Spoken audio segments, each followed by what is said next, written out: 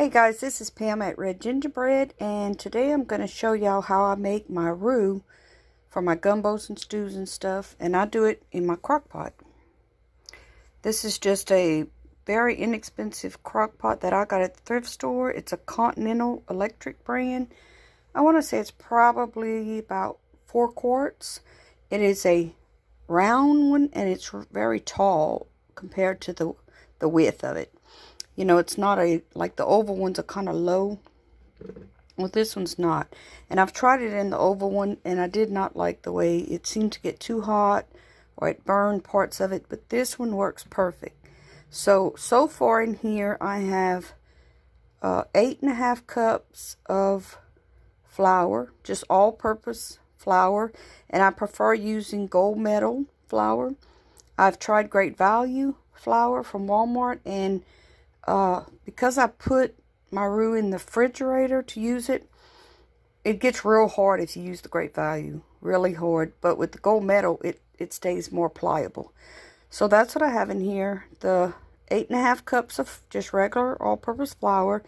And then so far, I've put 4 cups of oil in here. But I'm going to put a total of also 8.5 cups of oil. But what I like to do is I have it turned on low, and then I like to start stirring it, getting the oil warmed up. And that's what I'm doing here. I'm just going to stir this until it gets warm and, you know, becomes softer. And this spoon that I'm using here is a silicone spoon that is good up to like 400 degrees. You do not want to use plastic in this at all. You want to use something silicone or something that's, you know, very heat resistant. Because this hot oil and flour is going to be like napalm. It's going to be so hot. So you don't want to do this around any kids. You know, you don't want any kids in the foot of you or whatever. I have it sitting on a very thick butcher block board because the underneath can get a little hot.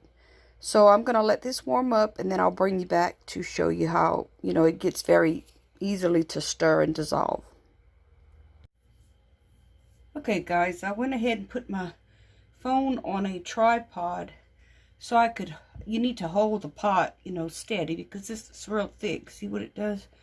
It's like almost like a slime or a glue. It's really thick. So, but as your oil is going to heat up with your crock pot, this is going to all come together. And that's what I wanted to show y'all, but I'm having to stir around the tripod.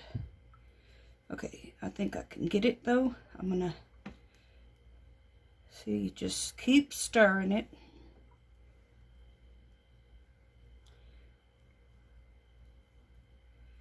And it will all just start to blend together into one thing. Now, as you let it cook, and this will be cooking a good 24 hours at least, because I like to get my roux down to a very dark chocolate fudge color. And I'll show you the different stages if I can, how it comes to the different colors. But if you just want to make a blonde roux, or like a peanut butter, light peanut butter color roux, you can do that. And it's just all by, you know, stopping it at different stages. So I'm starting this late at night. I will let it cook all night. Now you want 2 things in this crock pot, and only 2 things: the flour and the oil. That's it. No water. Make sure your pot liner, your spoon, everything that comes into contact with your 2 ingredients is extremely dry. You don't want any water entering this roux. And so because of that, I will cook this entirely with no lid. So that's the biggest part to remember: no moisture, no lid on this crock pot. Okay, as you can see now, we're getting very close. So that didn't take too long, and That little bit that's sticking to the spoon will come off as I stir it. And I do have it on low. I will turn it up to high for, I don't know, I'll watch it maybe 20 minutes, 30 minutes, maybe even an hour. I'll try to keep track, and so I can put it down in the description bar. But, so you see as it comes, it'll be very, let's see if I'm getting that. You just have this little bit left on the spoon. And like I said, this is similar in temperature to like cooking hot syrup, or even as far as candy stage. I've never taken the temperature of this, but I can tell you it's going to be extremely hot.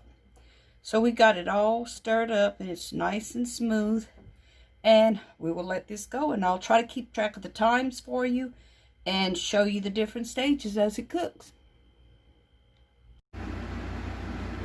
Okay guys, here we are a couple of hours later, and you'll see this foam, but I wanted to show y'all,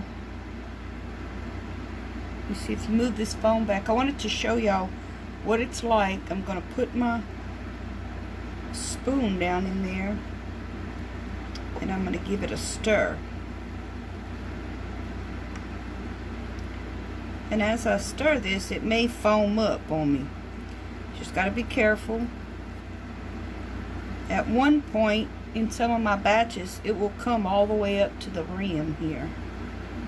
So you can do, you know, less in your pot if you don't want it that full, especially on your first time. But as you can see it, the bottom kind of thickens up. You just want to get it stirring back so it's all fluid again. Be careful, it may look like I'm stirring this pretty fast, but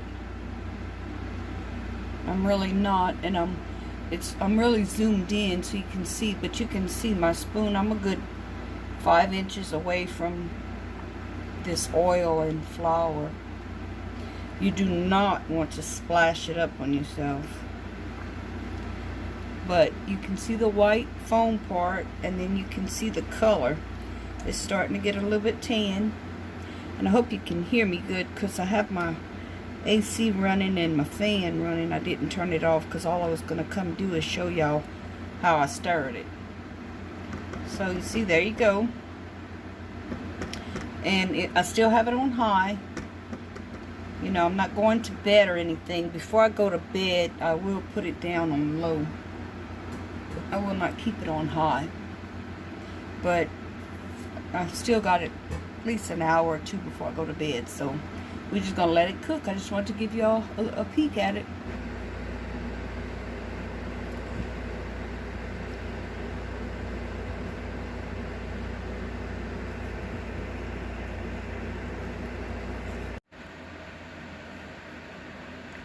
Okay guys, here we are the next morning, and you can see what the color is now.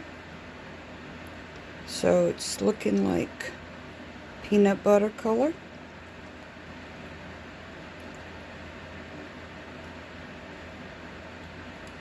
And basically it's been about 12 hours, I guess. And when you come in here to re-stir it as it sits, it's real thick at the bottom. So you got to kind of break it up in a couple of chunks, like, and then once you start stirring it, it comes back real fluid. Okay, we'll continue to cook. It is still on low. I may jack it up on high a bit. When I can really monitor it closer, I can put it on high. Okay guys, I've turned it on high for maybe about close to an hour, so I just wanted to show y'all. See how it's bubbling a lot more around the edges, and when I put it in there, see what it does? See all those bubbles? Reminds me like a little volcano or something. So you want to be careful when you go, because it'll pop up, you know.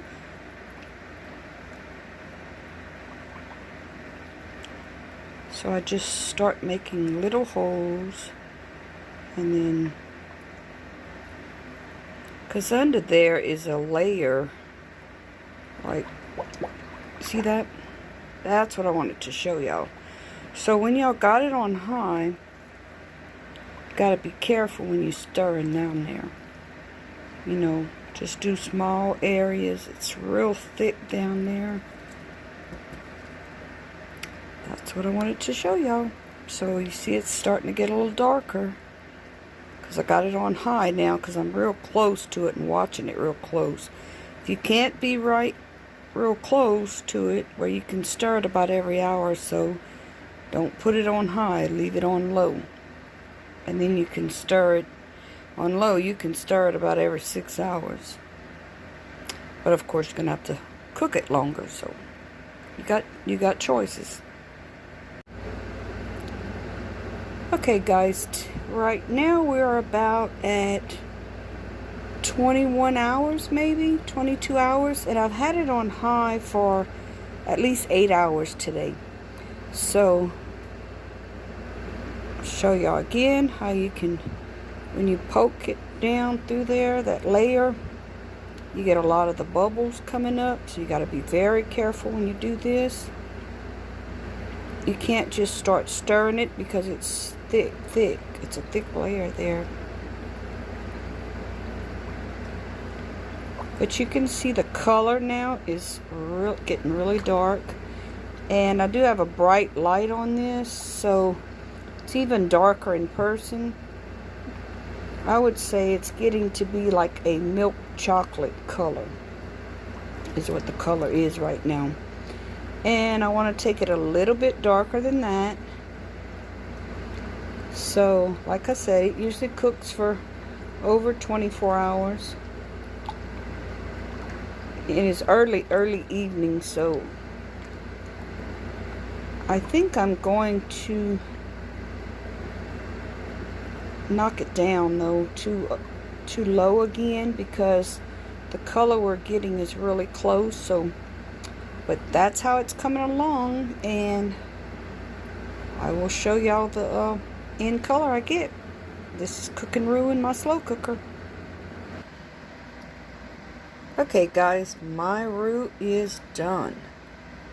Now I'm showing you this with my light on, but I'm going to try to turn my light off and show you what the color actually is, or closer to it. It is a very deep chocolate brown. Even with the light off, it's showing up to be a more reddish brown, but it's really not. It's really a chocolate brown. So from this stage, and it's been cooking, probably close to 30 hours.